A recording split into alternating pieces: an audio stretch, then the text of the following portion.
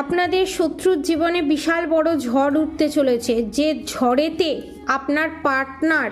যে আপনার শত্রুকে সাহায্য করেছিল, সেও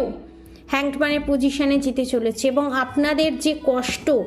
আপনাদের যে সহ্য ধৈর্য, সেটা বিফলে যায়নি। ভগবান আপনাকে স্ট্রেংথের এনার্জিতে আনতে চলেছে এবং আপনাদের শত্রু কড়ায় গণ্ডায় হিসেব হবে এবং যেটা দেখে আপনাদের শত্রু চোখ চোখ কপালে উঠে যেতে চলেছে এবং চক্ষুশূল যে আপনারা এতদিন ছিলেন, সেই জায়গা থেকে আপনারা মহারানীর মতো হয়ে, উজ্জ্বল তারার মতো হয়ে বেরোতে চলেছেন এবং আপনাদের সমস্ত কিছু থাকার পরও ভগবান আপনাদের সব কিছু দেবে। বিষয়,